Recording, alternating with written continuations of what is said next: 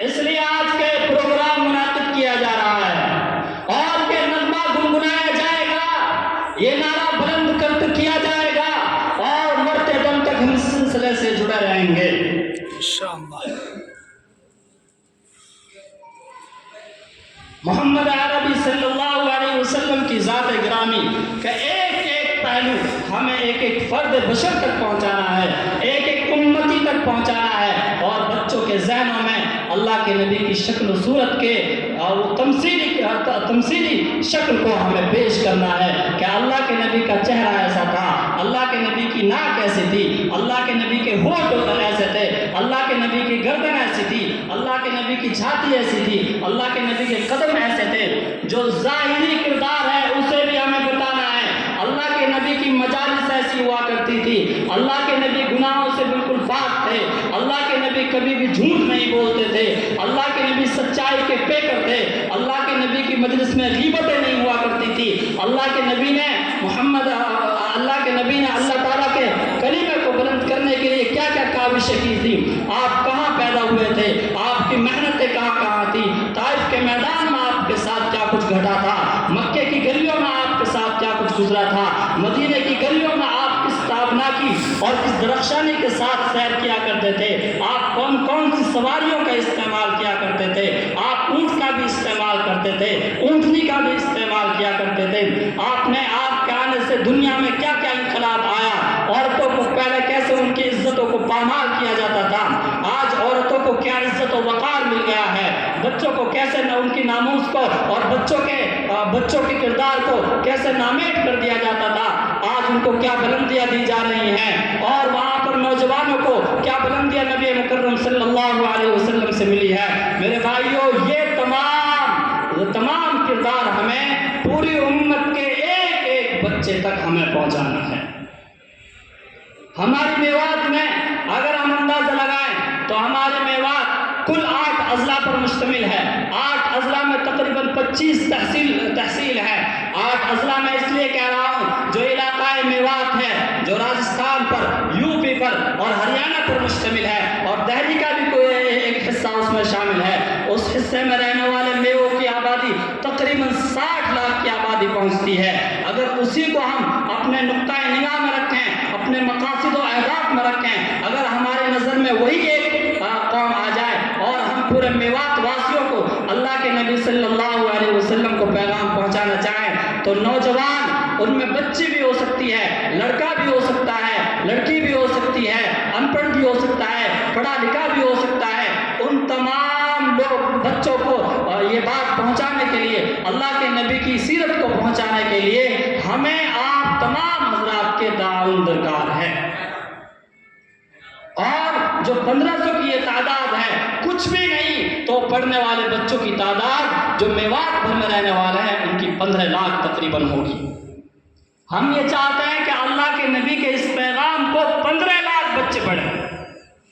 وہ جانے کہ اللہ کے نبی کیسے تھے، پیارے حبیب کیسے تھے، آپ کی کتنی شادیاں ہوئی، آپ کی ازواج مطہرات کے ساتھ آپ کا کیسا کردار تھا۔ ہائے ہائے، آپ یاد رکھیے، سبحان اللہ، کیا اللہ کے نبی کا کردار ہے۔ آپ کی والدہ آئی، والدہ آپ کی آتی ہیں، آپ نے کھڑے ہوئے اپنی چادر کو بچھایا، آپ کی والدہ تشریف فرما ہوئی، پھر آپ نے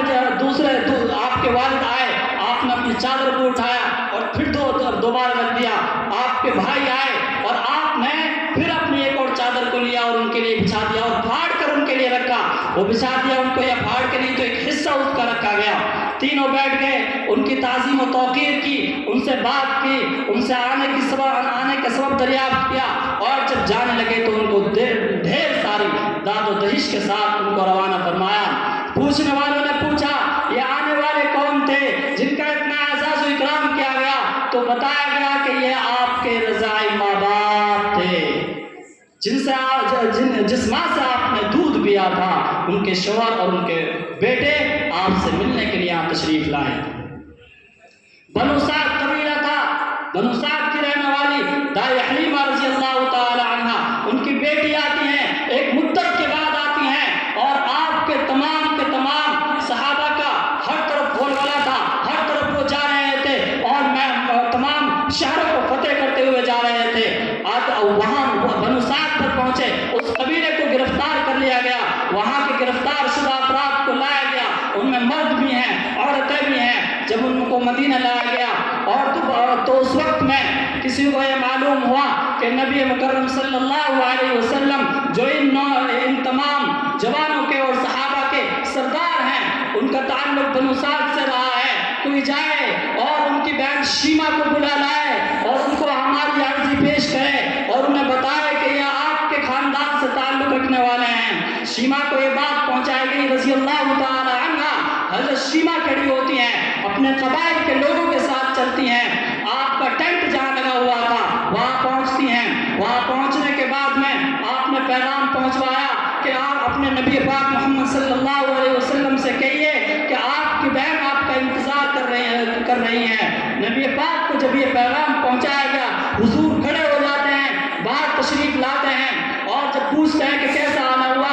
تو ان کو یہ بتایا گیا کہ آپ کے صحابہ نے جہاں پر وار کیا، جہاں چڑھائی کی اور جن تمام غلاموں کو جن کو غلام بنایا گیا ہے، گرفتار کیا گیا ہے، وہ میرے قبیلے سے تعلق رکھتے ہیں۔ آپ اجازت دے دیں گے تو ان کو آزاد کر دیا جائے، ان کو چھوڑ دیا جائے۔ قربان جائیے نبی پاک صلی اللہ علیہ وسلم کی ذات پر۔ آپ نے فرمایا کہ بہن آپ کو آنے کی ضرورت نہیں تھی، آپ مجھے پیغام پہنچواتی تو میں ان تمام کے تمام افراد کو آزاد کر دیتا اور انہیں رہا کر دیتا۔ یہ کردار نبی پاک صلی اللہ علیہ وسلم کا ہے۔ حضور نے ماں باپ کے ساتھ کس طرح سے حسن سلوک کرنا ہے، بہنوں کے ساتھ بھائیوں کے ساتھ کس طرح حسن سلوک کرنا ہے، اور روایت میں آتا ہے حضرت شیما کو 2 سواریوں پر آپ کے لیے سامان لدا گیا۔ پیارے حبیب نے صحابہ سے دریافت کیا کیا آپ کی طرف سے اجازت ہے کہ ان تمام گرفتار شدہ افراد کو آزاد کر دیا جائے؟ وہ تو جان نچھاور کرنے والے تھے، حضور کی ذات کو وہ دیکھ رہے تھے، آپ کے کردار کو دیکھ رہے تھے، آپ کے عادت و اعمال کو وہ دیکھ رہے تھے، وہ تو جان مٹانے کے لیے حاضر تھے۔ لہذا ان کے مطابق تو یہ تھا کہ ہم اس بات کو قبول کرتے ہیں، پیارا حبیب دریافت کرنے کی بات نہیں ہے،